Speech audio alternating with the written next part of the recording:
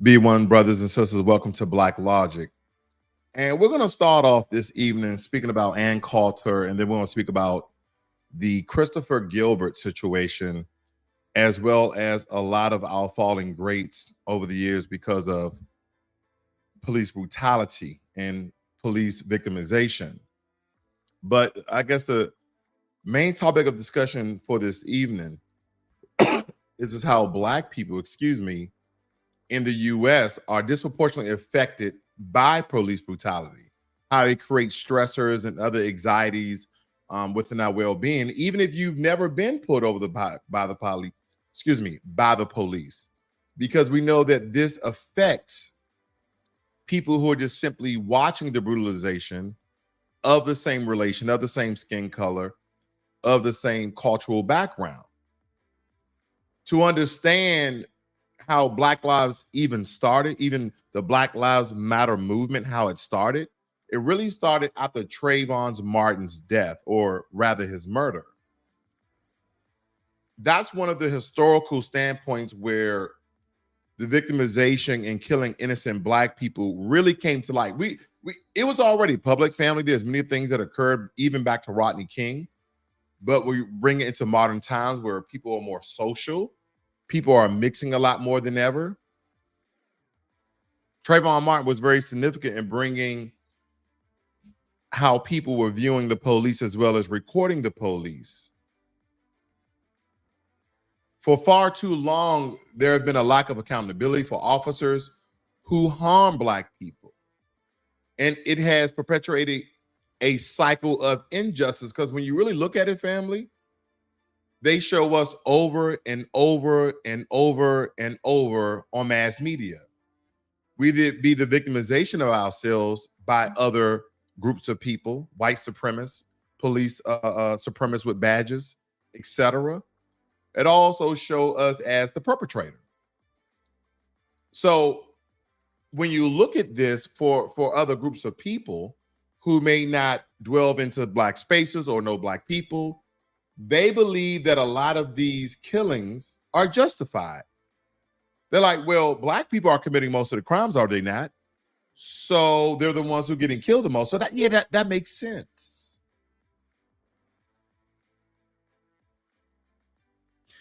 But when you point out specific cases or tragic events like the death of George Floyd at the hand of the police that ignited global protests and highlighted the urgent need for systematic change to end racial discrimination and police brutality. And the only way that you can do that is by handing out justice for the appropriate crime. And we'll kind of get into that just a little bit, family. I know that's a really, really heavy topic, but we're going to speak truth to power today, family. I want to get under the skins of some of the white supremacists that look at the channel. I know I just get their rawhide.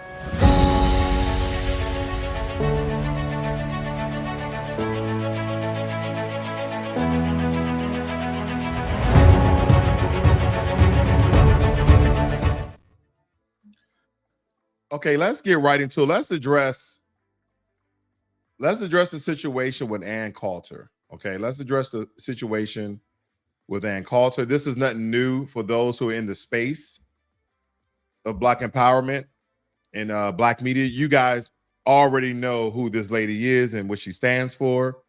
And for the people who may not be familiar with her, who kind of just got into the space, I'll just show this short clip, only 35 seconds, family, of how she told Vivek Ramaswamy, a person who's right-winged adjacent to white supremacy and white privilege to a certain degree, even being an Indian to a certain degree. But see, these are the extreme white supremacists with a smile. And that's why I say a lot of people are looking at people who are, cut off shirts and hats and shotguns and torn jeans and speak with a country accent like we're going to get all them nigger. No, I tell people the most powerful, influential white supremacists wear suits and dresses, okay? They're not wearing Daisy Dukes or anything like that. And they look like her. Listen to this. Now, he's on her platform called The Truth, and she was totally disrespectful and racist. And the only thing he could do, family, and excuse my language, I'm not too vulgar on this channel, but can I say this? The only thing that Vivek Ramaswamy could do, and children, please cover your ears, is suck white cock. That's the only thing he could do. I, too, am a fan of yours. So I'm going to make a point of disagreeing with you so that it will be fun. You are so bright and articulate, and I guess I can call you articulate since you're not an American Black. See, he thought that was funny. Vivek Ramaswamy thought when she said you're so bright and articulate, you're not like an American Black. She made sure she said American Black, okay? Because that is what the white supremacists target the most. The warrior class, those who protest, those who actually fight back physically, those who speak truth to power. That is what Ann was doing. She said the American Blacks. She didn't say the Nigerian Blacks. She didn't say the African Blacks. She didn't say the Caribbean Blacks, Jamaican Blacks, the Trinidadian Blacks, the Kenyan Blacks, the Ghanaian Blacks, the South African Blacks. She said the American Blacks. She wanted to make sure that her comments were targeted. And she got it right down the scope, family. Listen to it again. I'm going to let it play through. Can't say that about them. That's derogatory since you're not an American Black. Since you're not an American Black. And I guess I can call you articulate since you're not an American Black. Can't say that about them. That's derogatory. And that was a great opening segment. Lots of things to talk about there. Oh, and I agreed with many, many things you said during, in fact, probably more than most other candidates when you were running for president. But I still would not have voted for you because you're an Indian. We'll get back to that.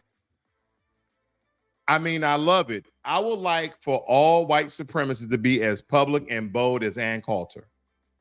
That's what I would like, family, because it would make sense to me. Just come on out right and say it. Because we're not looking for Ann. We're not looking. We already know her views on this. But see, it's guys like Vivek Ramaswamy who want to be close to whiteness. He want to bump shoulders with the powers that be. They will do anything. They will accept any behavior to be close to whiteness. See, and that's why there's only a few foundational Black Americans who are similar to him, okay? Needless to say, some of the names, you already know who they are. We have many people in sectors who are quote unquote sellouts And they come both from the right and the left, the Democrats and the Republicans, the conservatives and the liberals as well. We're at this point in time, we're just playing tennis. It really doesn't matter, but you'll know their views, family. Oh, you'll know their views. It's absolutely easy because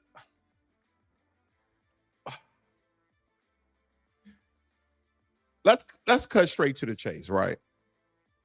Ann Coulter's, her recent comments directed at Ramaswamy were not just a one-off display of racism towards Indians. It wasn't. Even though she was being racism towards Indians. She said, because you're an Indian, not because you are Ramaswamy, but because you are an Indian. That's why I can never vote for you. So that was blatant racism right there. But what you guys need to understand is the very glaring manifestation of her deep-seated prejudice and racism towards Black people. We wasn't even a topic of discussion. It was about him running for president and how did he do and how he can get better. It was a whole hour of this bull jabbing, really. Because once she stated she would never vote for you, the conversation is over. You should already know where she stands, but he tolerated it. And then in a tweet of his, he stated that he respected that she was straightforward, no chaser. You're very articulate. Unlike an American Black, she stated.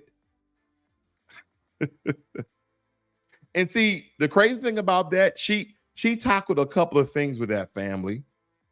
First of all, we already know she was going to insult Black people because that's all she do. We stay rent-free in a lot of these people's head. But the other thing she was doing, she was perpetuating the insidious stereotype that Black people are inherently less intelligent or articulate than others. And here's the thing, Black people are as articulate as our environment allows us to be. Case in point, if you grew up in the ghetto, if you grew up in low impoverished areas, if you grew up in urban areas, you're going to sound like your environment. Now we understand that, I mean, if this is still the case, that white people are the majority of America. So a lot of white people have the same vernacular. They have the same lexicon. They have the same inflections and tone of voice. You get what I'm saying? Black people, especially men, we have deep voices. White men, on the other time, they're kind of like a middle tenor and it can be high. There's a few of them with deep voices, but majority of them have a high to middle pitch. So you speak like the environment you come from. Now, there's a lot of us who came out, we went to college, we got educated, and we were in close proximity to the non-Black Americans. So we picked up certain articulations of words, so to speak, because our environment changed. But she would never break it down like that, family. Let's just put it that way. I went way too far when I wanted to go. But we have to understand Ann Coulter's rap sheet of racist remarks that extends far beyond this particular one instance. Oh, no. She's a serial offender peddling white supremacist talking points with alarming frequency because she has a large following. Now, from her attempts to justify police brutality against Black Americans to her really mean and insidious insinuations that the murders of unarmed Black individuals are somehow justifiable. Because she has made it her mission.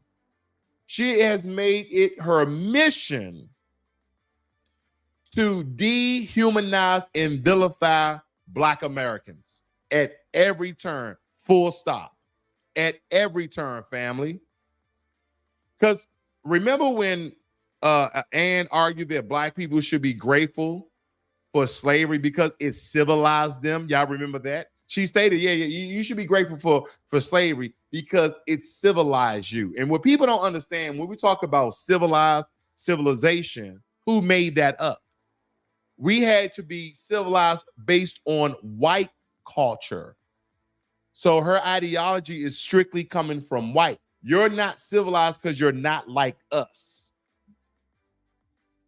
Or what about the time she suggested that the only way to reduce Black crime rate is to abort Black babies? And see, and this was kind of a double ploy of her to reduce the Black population while simultaneously increase the white population, which is a dying breed. They're really hurting for numbers. That's why they're allowing many of these illegal immigrants to come inside the country and drop them off in Black communities. That's why. These aren't just the off-the-cuff remarks, family. They're calculated attempts to sow division and perpetuate the myth of white superiority.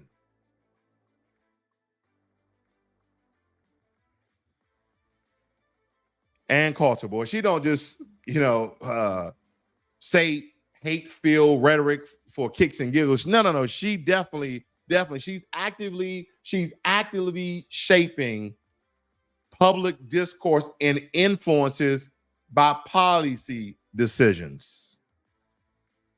She was against affirmative action.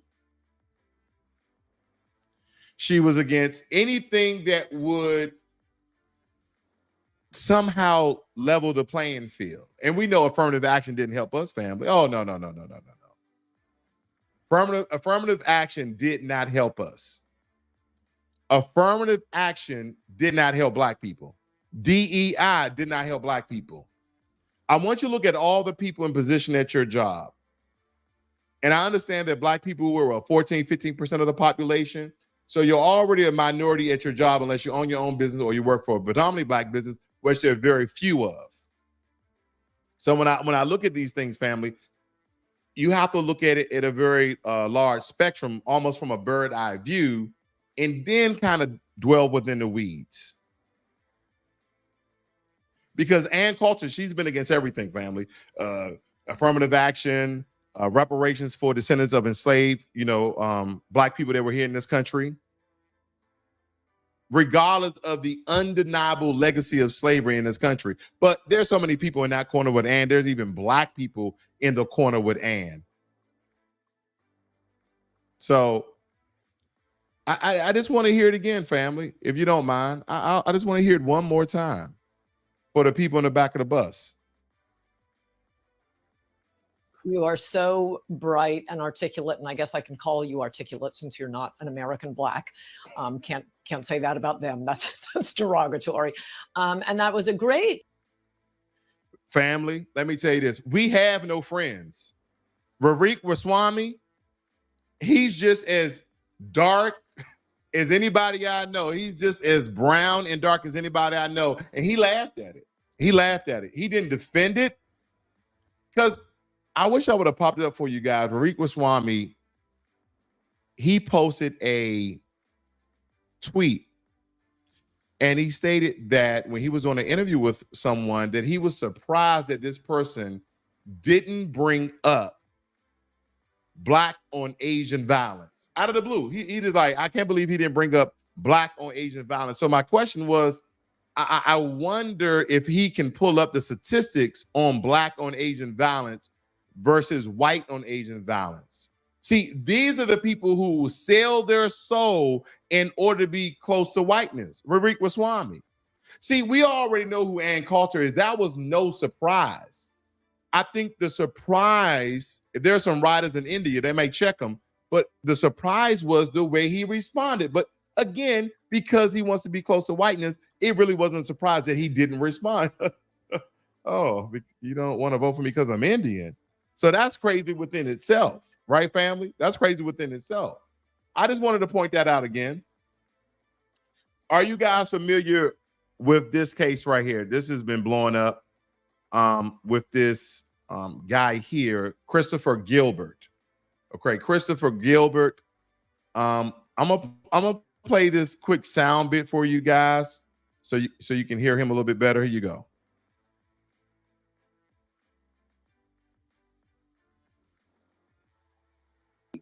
And I want to thank everybody for their support and like all the prayers and everybody getting back to me. And as far as anything racially motivated, that's completely false. I don't really trios arrested anything wrong. No, I really don't think anyone did anything intentionally. There's been a lot of us, family. Hold on, let me see you guys real quick. Hold on. I've been getting messages. Give me a second. Give me a second.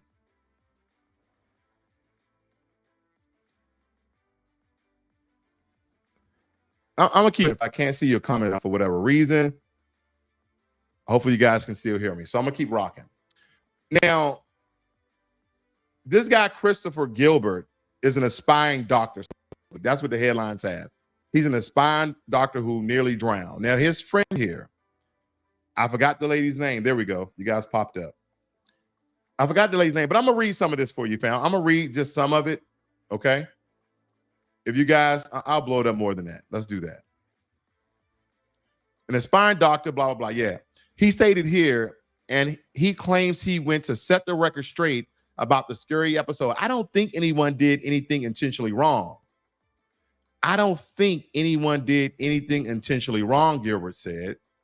He said Gilbert and about 10 friends were hanging out drinking, okay, at this restaurant in Shell, a restaurant in Farmville, Louisiana, about 90 minutes east of Shreveport, when his buddy and co-worker, Cassidy Holland and Gilbert began joking around. Okay, they began joking around. Christopher says, I took my keys, my wallet, and phone out of my pockets and took my shoes off because I just knew Cassidy wanted to push me in for messing with her. So I kind of played into it, said Gilbert. I kind of played into it. I knew she wanted to push me in the water.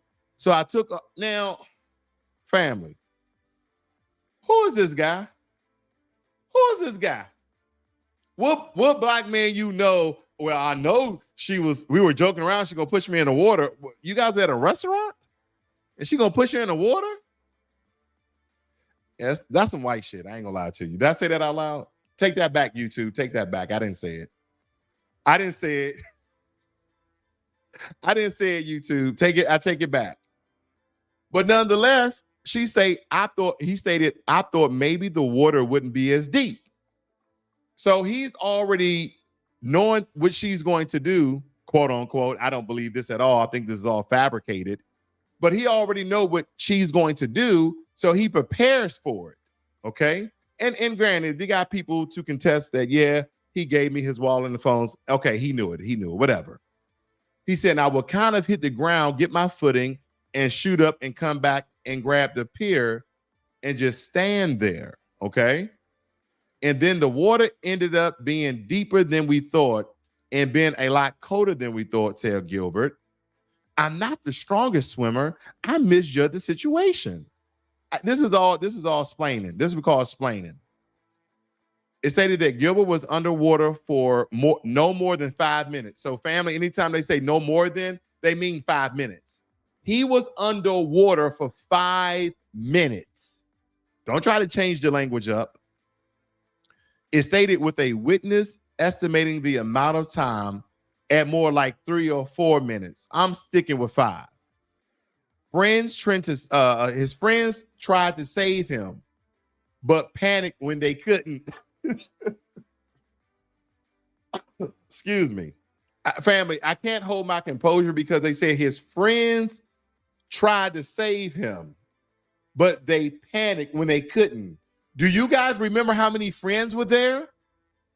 10. Let me blow that up for you guys.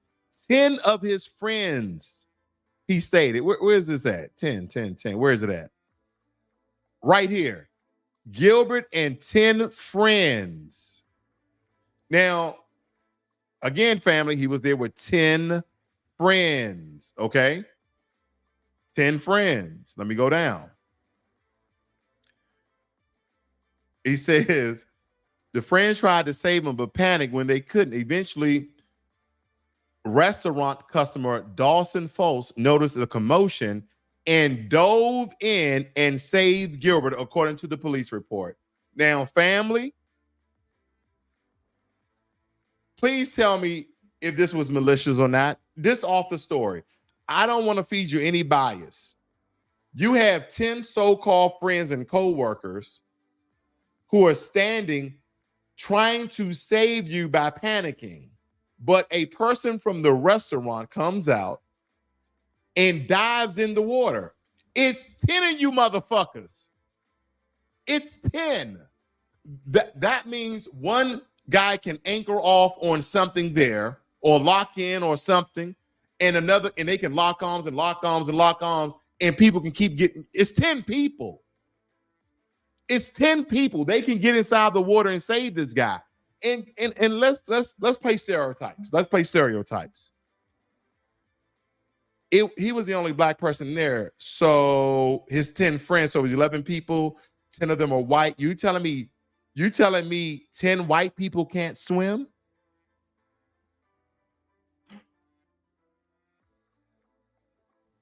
You're telling me 10 white people can't swim. So why this Dawson Falls guy just coming out the restaurants, here's the commotion, dives in. And this Negro talking about, I don't think anyone did anything wrong, even if you guys were joking around, okay?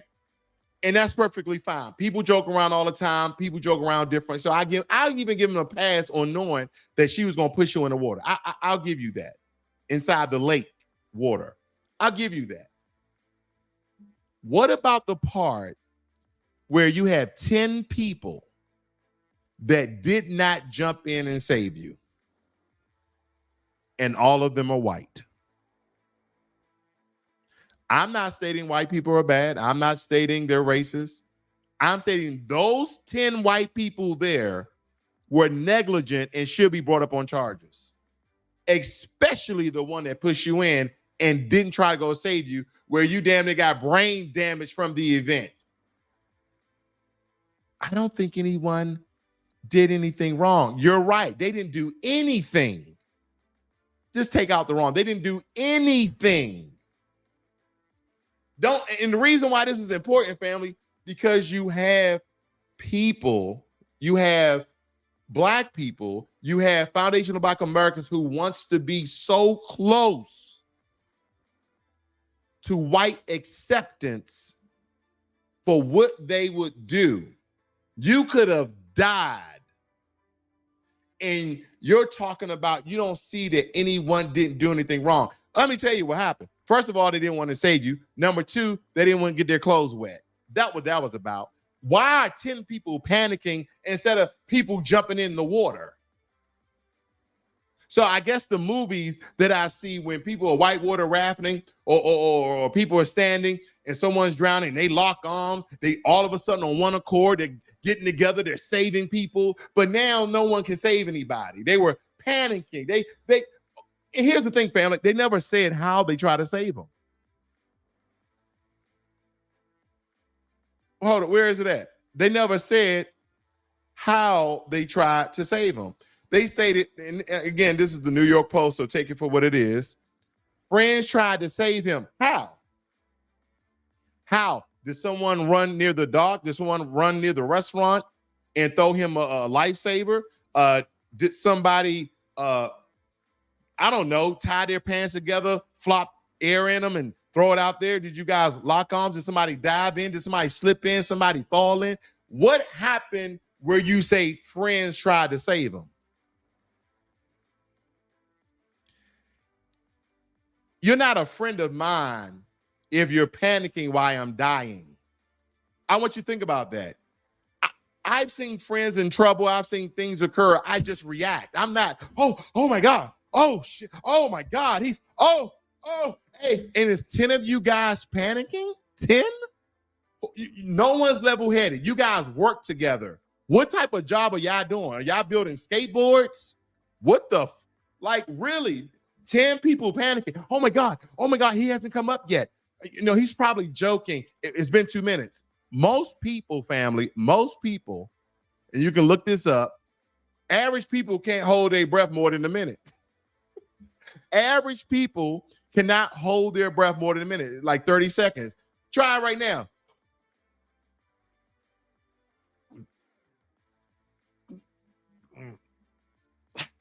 Okay, I can hold it longer than that, but you get my drift. But that's my point about this. 10 of them were panicking. Were they pacing back and forth? Get the fuck out of here, man. Get out of here. Get out of here. They were panicking, 10 of them. So a guy at the restaurant heard the commotion and dove in. Wow. Now give that guy a medal. Give that guy the keys to the city. Let that guy break the ground on new property in the country. I don't know. But that's where we are. Hold up, look. I done made all these banners. We're talking about this guy right here.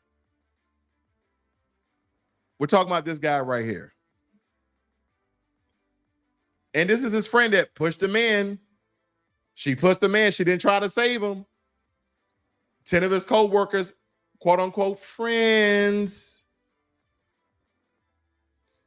How many of us have them? Friends. Someone you can depend on. Friends. All right, let's jump into this one, family. Because a lot of things are starting to pick back up. Let me read some of your comments real quick. Let me take a small coffee break here. I see we got Tube in the room, Bulls fan. One of my great mods, been with me for years now, Jermaine Anderson. We got Douglas Sutherland in the room, DSB, probably some others who are not coming up to say anything. But be one to everyone who's joining us this evening. Okay. He said he thought the ish was hilarious until the other shoe dropped. Anti-black hate is racism. What Carter showed Bad Salami was bigotry. He's not black. Absolutely.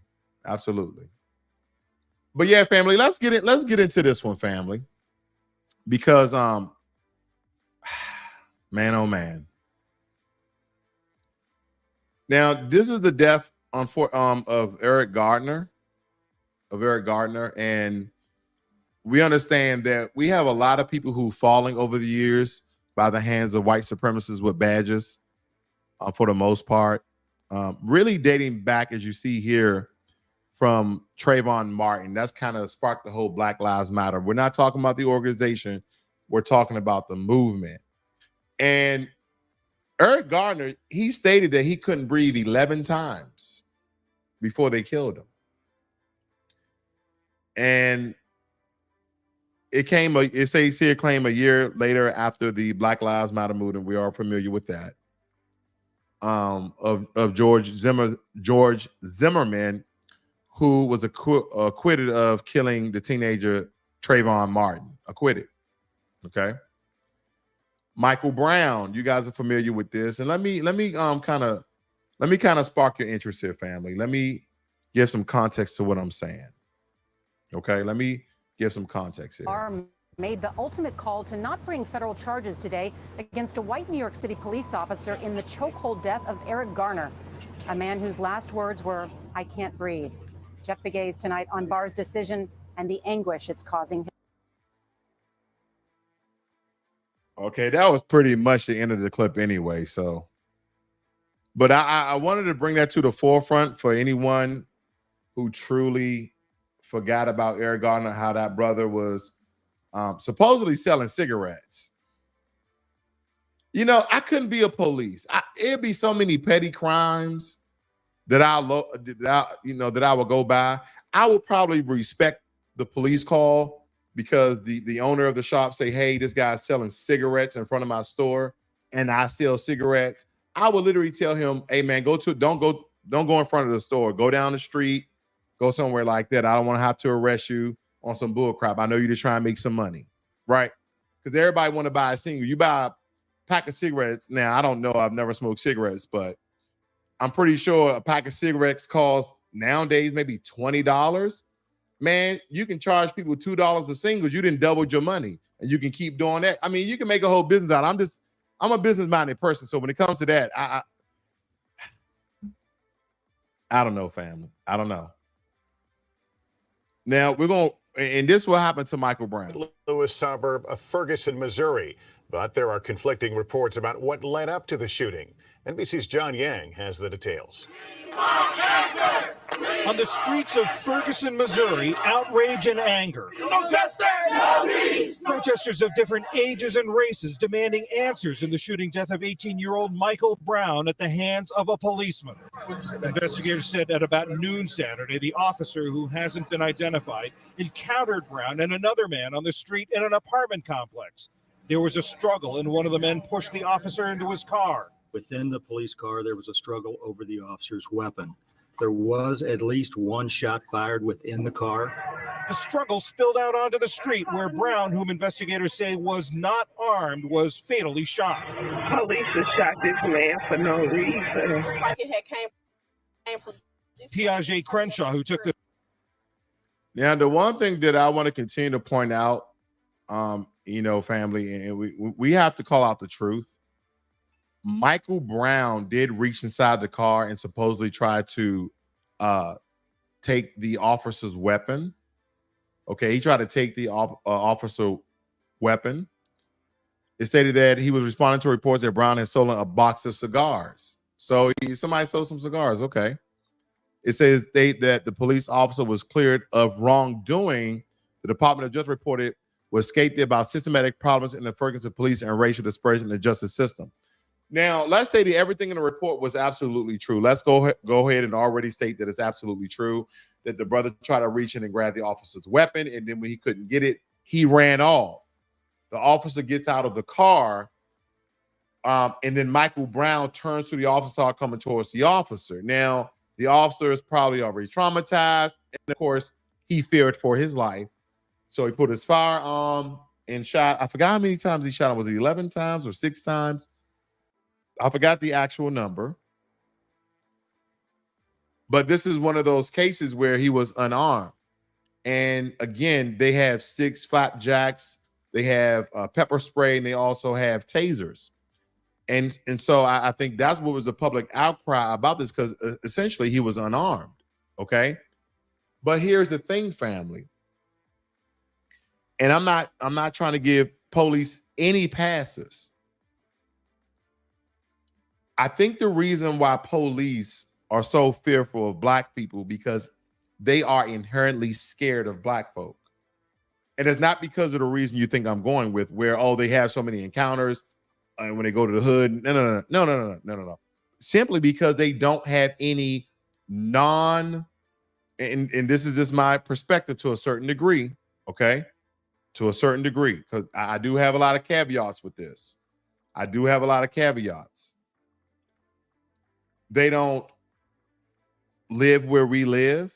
They don't go where we go majority of the time, and we're not communicating and talking. So there's a huge separation from the police community from black folk. So that's number one. Then number two, a lot of them are inherently and subconsciously racist and prejudiced towards black people because of their upbringing, because of social media engineering, and etc. So again, there's a lot to play here, because when we see other instances in this same regards of non-black people, I've seen police tolerate a lot more. I've seen police go hand to hand. I've seen police wrestle on the floor. I've seen them use pepper spray and tasers and all these other means to deter a threat or so-called threat. But when it comes to us, as the statistics are showing, okay, and this is my conjecture, 9 out of 10 times they're pulling the gun. Tamir Rice, 12 years old, was shot dead in Cleveland, Ohio by a police officer after reports of a male, not a child, he's 12, of a male, was probably a juvenile, pointing a gun that was probably fake at passersby. So they gave the police that the weapon is probably fake, yada, yada, yada. But here's my thing. They pull their gun, right? The child is there playing with the toy gun. He's in the yard. And this whole time, they're telling the child to put the gun down. Why police never just pull out their taser and taser people? Now, granted, some people may argue that the electrical charge from the taser may have their reflexes to shoot the gun. Maybe that's it. I try to cover all bases, family, because that's what they're going to try to do. They're going to try to feed us some some poppycock. They're going to try to feed us some poppycock. The police confirmed that the gun was a toy after Rice had been shot dead.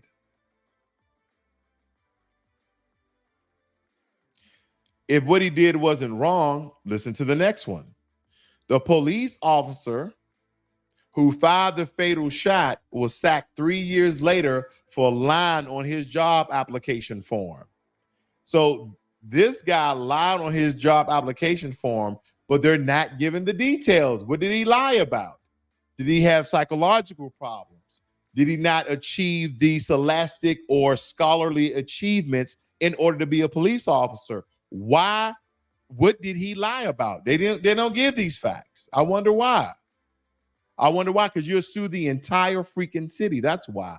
Walter Scott was shot in the back 5 times by a white police officer who was later fired and eventually sentenced to 20 years. And the reason why this is important for us to remember our fallen family, because we cannot let history repeat itself. We cannot continue to let these very harmful and villainized and targeted racist attack happen against our people, and then politically we keep voting for the same people who are reinforcing, who is refunding, who is upgrading, who is allowing police brutality to occur to Black folk. We cannot allow it. This needs to happen more often. Now, a lot of people talking about sensitivity training. Oh, we need to break down. No. You need to apply justice. You kill someone unlawfully in the confines of your job, and you're supposed to be highly trained and highly skilled, and you're supposed to follow procedures, and you shoot a unarmed Black man in the back 5 times in the back who was 18 feet away from you, 18 feet, and you stated that you fear for your life. Man, I was about to say something I was supposed to say online. Lord have mercy. Ooh, let's just say it involves skin and a very sharp potato pillar. It's a special place for people like that. You fucking coward. Mr. Scott had been pulled over for having a defective light on his car in North Charleston, South Carolina, and ran away from the police officer after a brief scuffle. We're not going to get into all the details, how to get outside of his car. We have a lot more to cover here. But of course, that death of him getting shot in the back 5 times, family, a matter of fact, let's go right to it. Let's go right to it, family.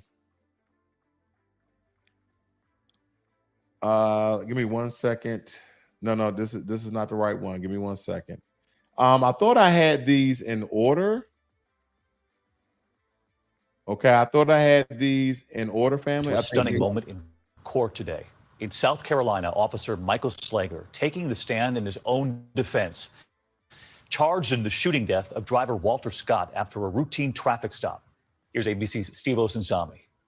I made a decision to use lethal force because Mr. Scott never stopped. This former police officer took a giant risk testifying. Michael Slager looked into the jury's eyes and told them that at this very moment, when he started firing at Walter Scott in the green shirt, he felt afraid for his life. He fired until the threat was stopped, like I'm trying to do. Scott was unarmed and is clearly seen in this cell phone video running away. Prosecutors say it was murder and made Slager stand up and hold a tape ruler to show jurors how far Scott ran, a whole 18 feet before Slager started shooting. Slager is claiming that Scott grabbed his taser in a fight before the cell phone recording. And I saw that taser coming at me like this. But he now admits that Scott didn't run away holding it. People in the courtroom shook their heads as Slager struggled to explain this, why he picked up the taser from this location and moved it closer to Scott's dead body. Was it because I was policing my gear? I can't even answer to that. Slager told jurors he wasn't trying to plant evidence, but outside this courthouse, in the Black neighborhoods where he once worked, they don't believe it.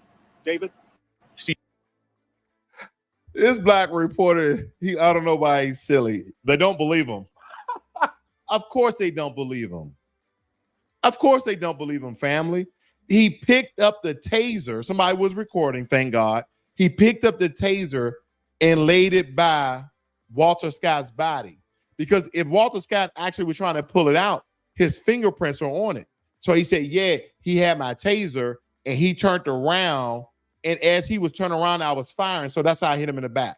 You can already tell how he was going to word it.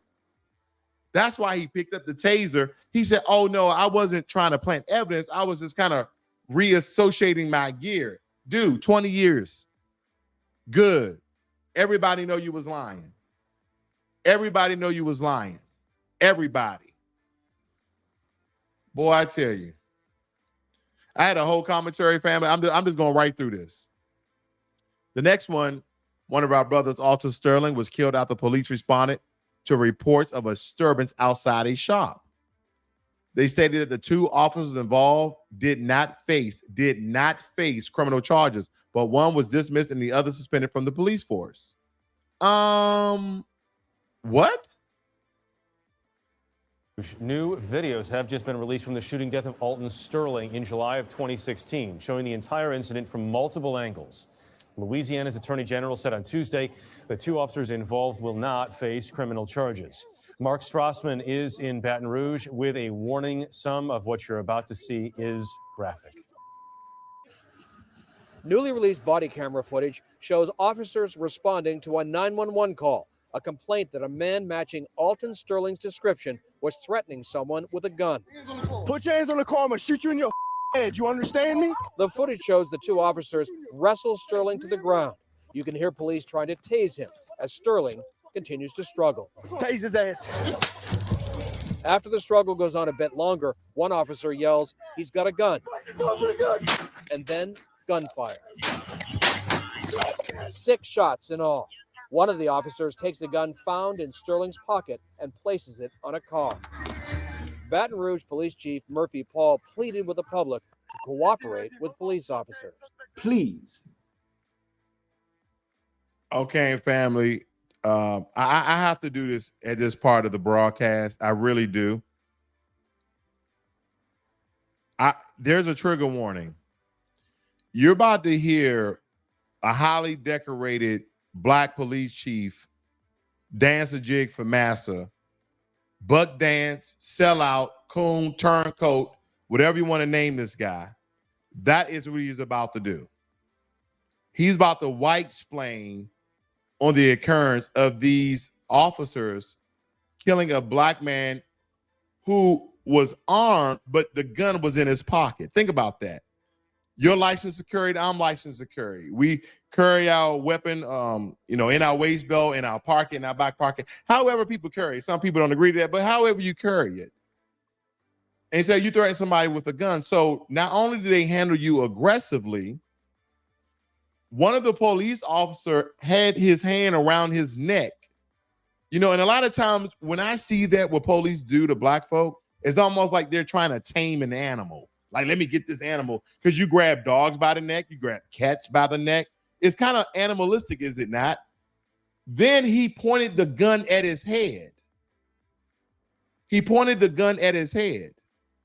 So at that moment, I'm trying to figure out where the frisking come in. They stated that he was resisting arrest, so they tased him. So you tase him, he's getting electrocuted, so to speak, not to the point where he's going to die, unless he had a heart maker or pacer, whatever you call it, and it short circuits or something like that. But nonetheless, after they subdued him with the taser, they could have pat him down and got the weapon. They said weapon is in his pocket. He didn't go for it. He didn't pull it. It's in his pocket. And they kill him.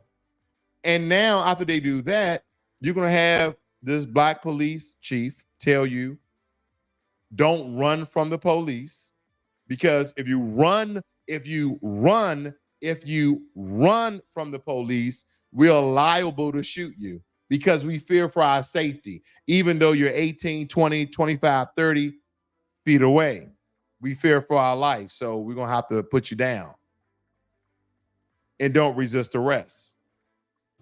Stop resisting. Stop running. When the police officer gives you direction, listen. Sterling family attorney Chris Stewart.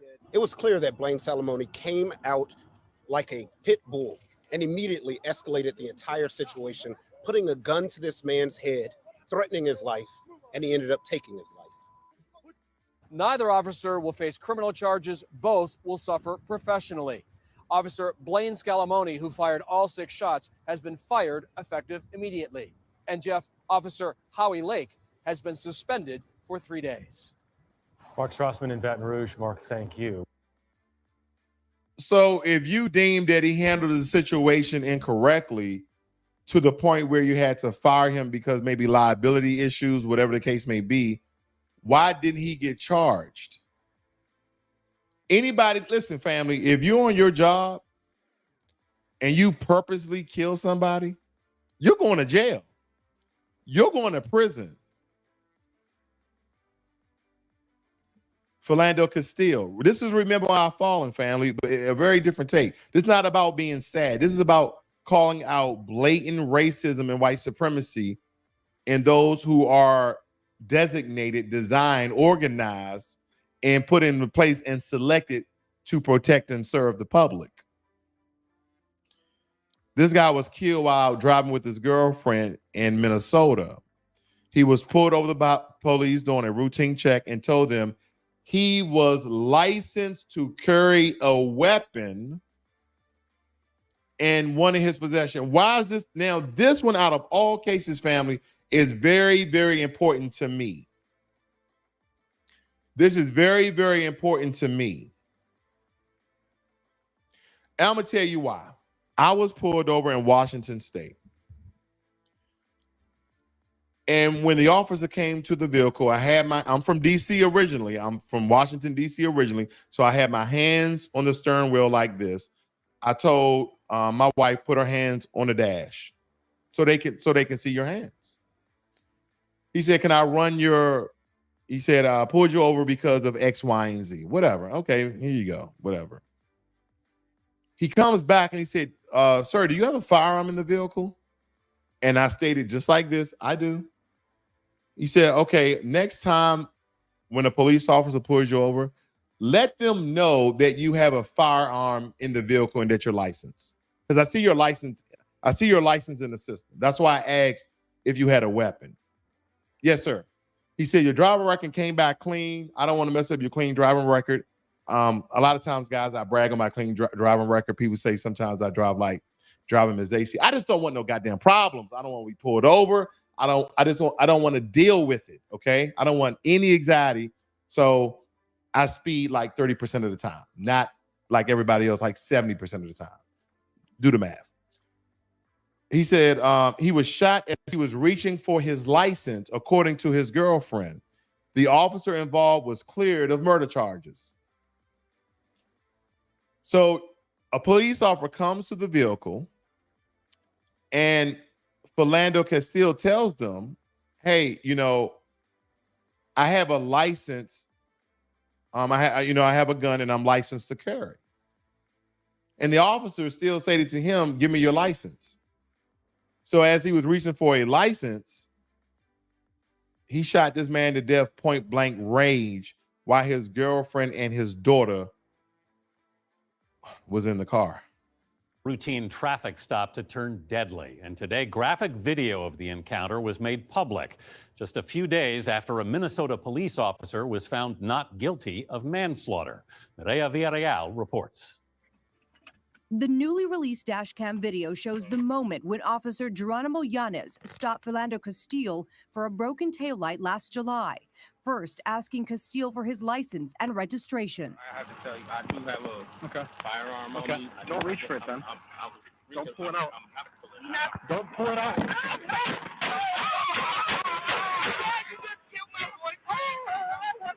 Within 90 seconds of making the stop, the 29-year-old officer fired 7 shots. Castile's girlfriend, Diamond Reynolds, was in the passenger seat. She streamed the immediate aftermath on Facebook Live. I told him not to reach for it. I told him to get his hand out.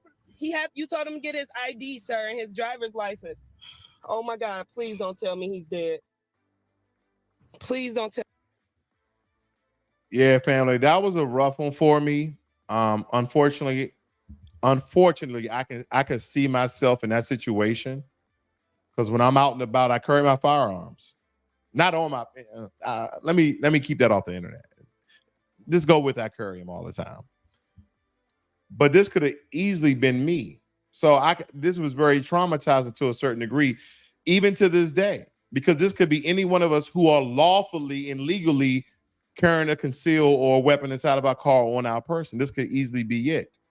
He gave Philando very confusing instructions. When he came to the car, he said, "Sir, I have a weapon. I'm licensed." He said, "Okay, give me your license." He said, don't reach for it. He said, "I'm not reaching for it. I'm going for my license, so to speak." Right? Now, I'm not trying to traumatize anybody, but I do want to back this up just a little bit so you guys can understand it, right? Okay. Don't reach for it then. Don't pull it out. Don't pull it out.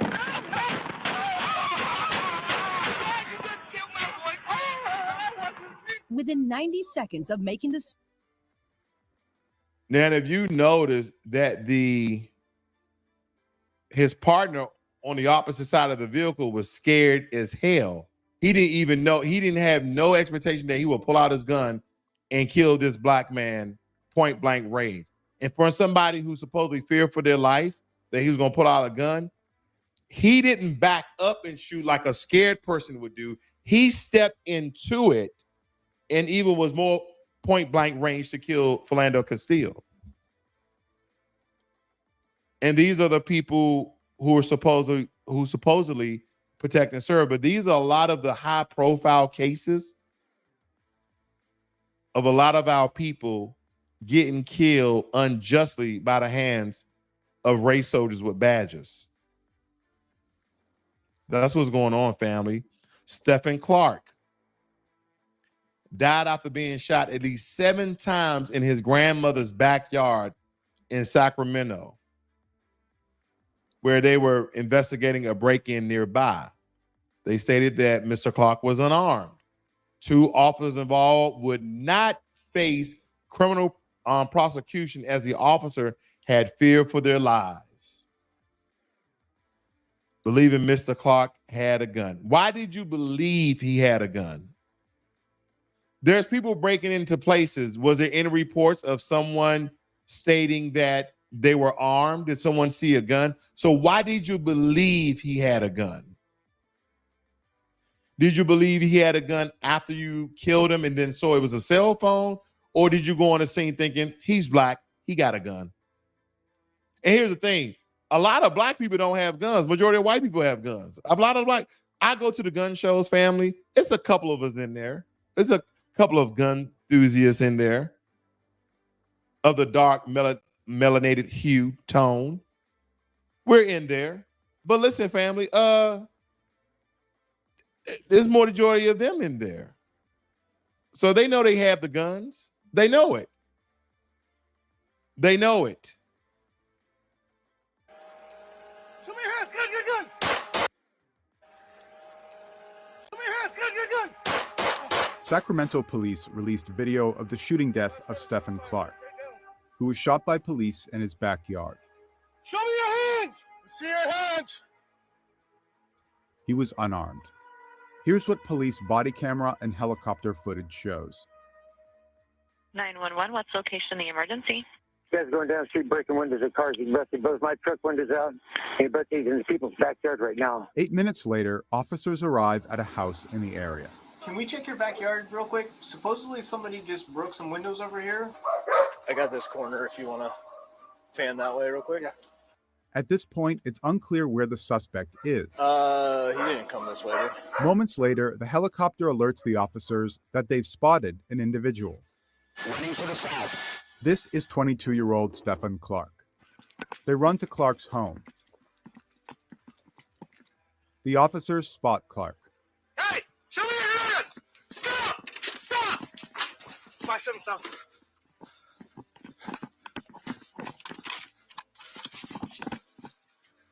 Show me your hands. Gun. At this moment, Clark moves toward the officers. Show me your hands. Gun.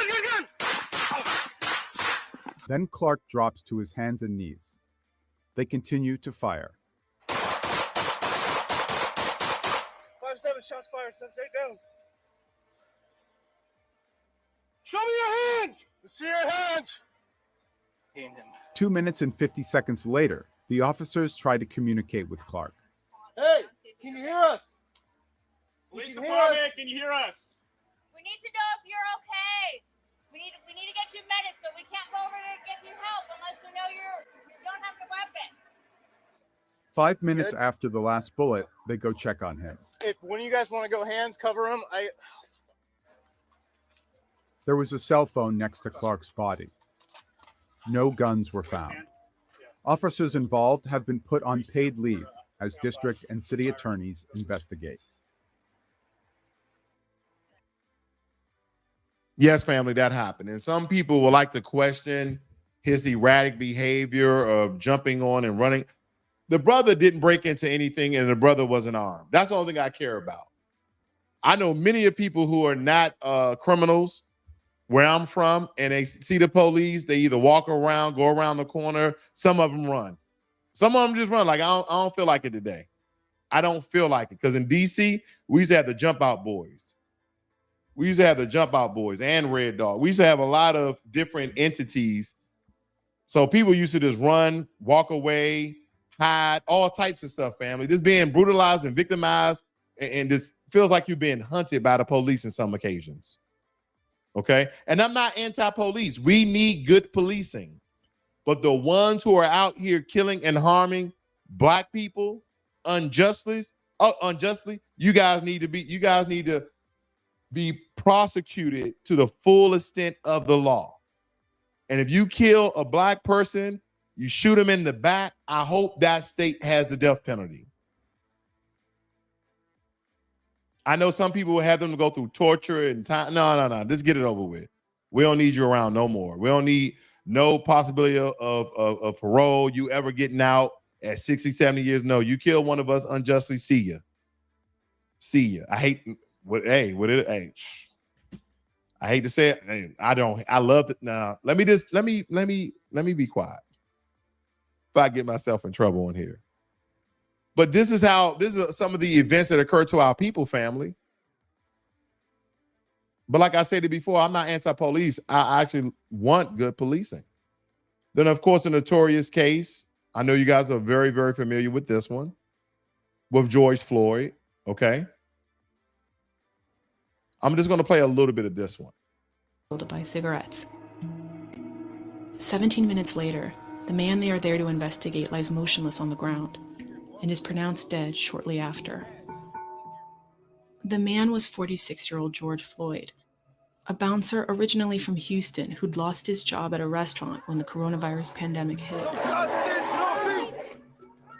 Floyd's death triggered major protests in Minneapolis and sparked rage across the country.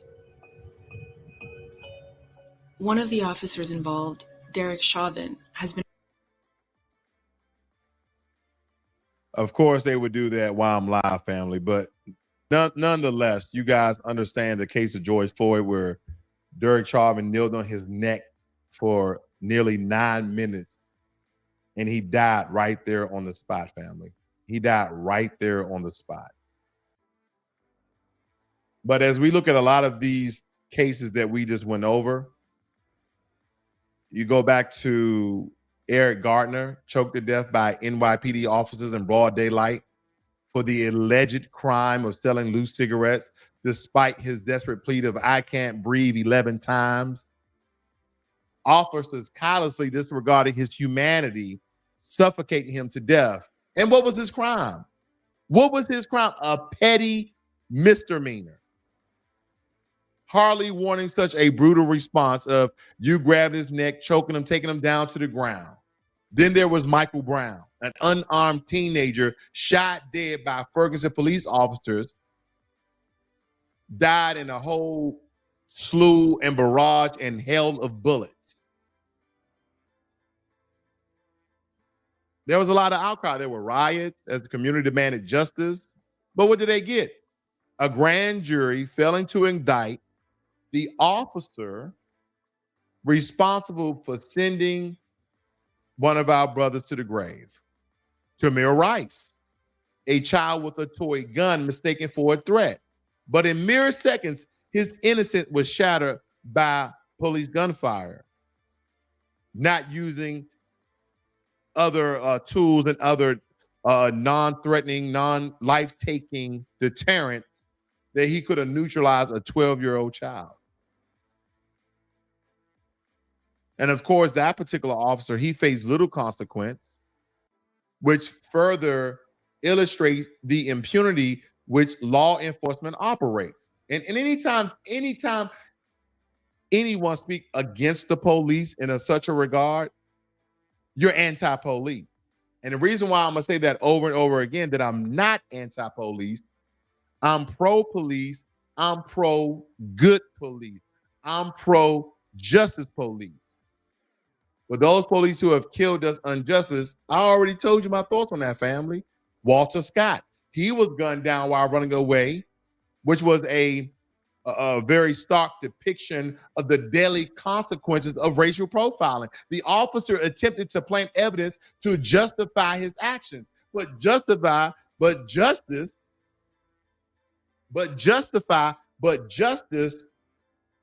prevailed on this particular one, family, because he was convicted of murder. And we have to understand, this is the exception, not the rule.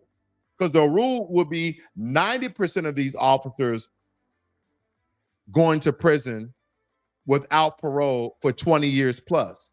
Alton Sterling pinned down and shot at point blank range while selling CDs. Selling CDs, family, at a corner store. You selling cigarettes, you selling CDs, you're getting killed by the police.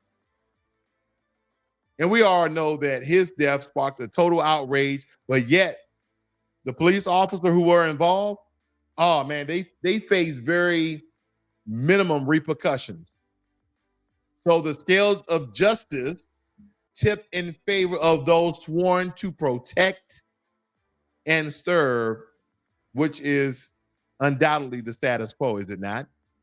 Philando Castile, the one close and dear to my heart that I can picture myself in. I'm pretty sure many other Black people who carry weapons with them on their person or in their cars. And he was lawfully carrying a firearm, who lawfully had a license and lawfully was obtaining and carrying a weapon. Death at the hands of those meant to uphold the law. And even though, despite clear evidence, family, clear evidence of the misconduct, the officer walked free. How do you think that makes us feel? Stephon Clark, unarmed in his grandmother's backyard, shot multiple times by Sacramento police. Mistaken identity became a death sentence. There's a lot of, as I stated before earlier in the broadcast, these inherited biases that's embedded within law enforcement. The officer involved in this one, no charges. No charges, family. Breonna Taylor, I didn't miss out on Breonna Taylor. Breonna Taylor, who was an EMT, sleeping peacefully in her own home with her boyfriend, was gunned down in a botched police raid. Shouldn't even been there. The officers barged in unannounced. They did not announce themselves. And they were just spraying bullets recklessly all over the places. George Floyd. Daunte Wright. And you know, I'm not going to cover George Floyd, but I'll say this. Daunte Wright, you know, very young, he was pulled over for a minor traffic violation. And what ended up happening to that brother? Shot and killed. The police officer stated, I believe, she mistook her gun for a taser. Another lifeline. This is why I say, if people keep having these poppycocky many excuses of, oh, I'm mistaking my gun for my taser.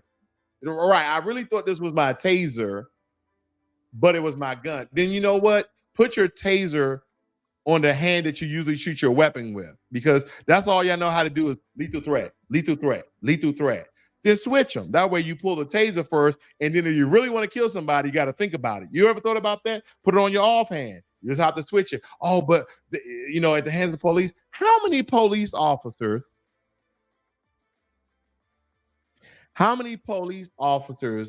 get shot every year? Which I don't condone. No one should be getting shot. How many police officers get shot every year? Not even killed, just shot. Compared to police officers shooting unarmed victims, unarmed Americans. Let's say that. I would like to know that ratio. I should have looked that up. That was a really good question. I should have really looked that up, because I would like to know that, because they're so quick to pull their weapon, where all of these instances in these cases here, family, which a lot of them got off, only a couple of them got slap on the wrist, somebody got fired, and only one guy went to jail for 20 years, as well as Derek Chauvin as well. But still, majority of them get off and they just get fired, and they go down the street to the other police precinct, and then they pick up their job again, with all their benefits and pensions and et cetera. So I don't want to hear none of that mess. Because these are the cases that are not isolated events, because there are symptoms of a deeply ingrained systematic problem. I mean, the police, tasked with protecting all citizens, have instead become agents of fear and oppression in our communities, in Black communities. And what happens to the officers responsible for these atrocities? I mean, what do they get? Slaps on the wrist? Shielded by a broken system that prioritizes their impunity over accountability? No one's been accountable. They go out and kill innocent, unarmed Black people with impunity. If anything, they're getting medals and pats on the backs and raises and promotions. And in some instances, depending on what coast you are, and I will lean towards the West Coast, you killing a Black person is part of your initiation into some of these police gangs.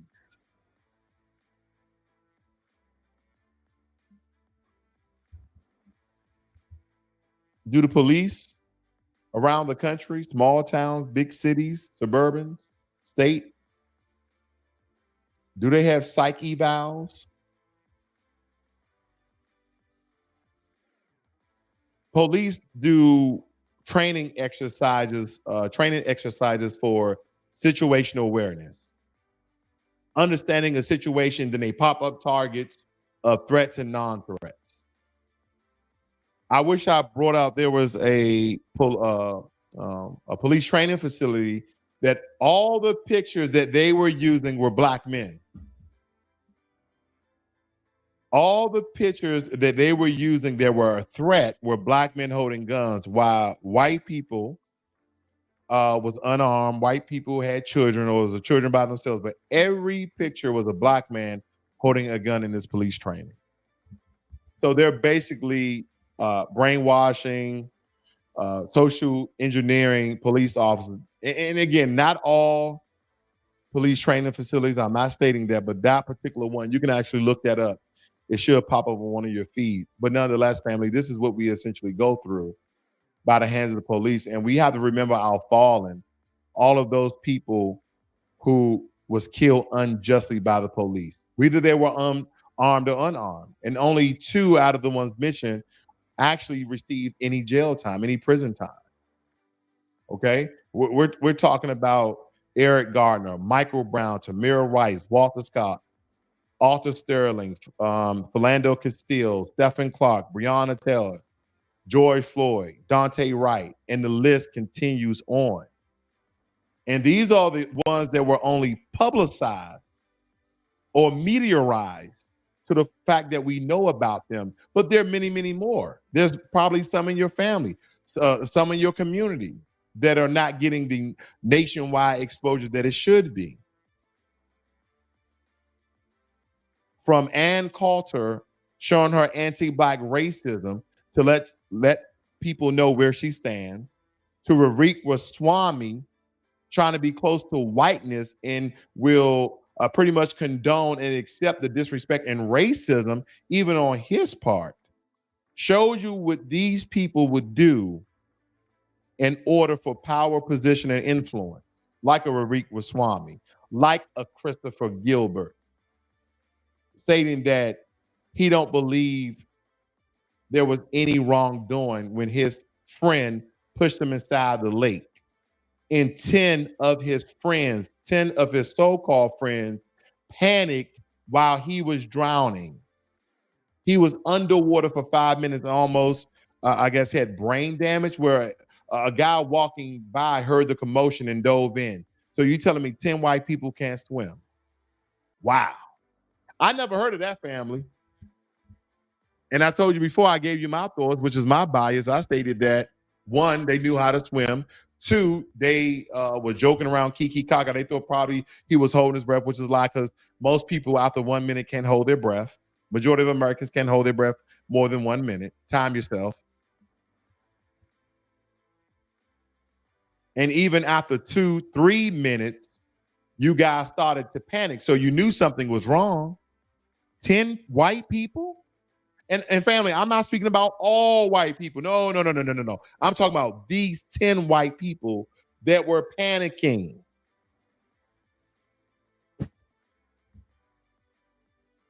B1 to MD Williams.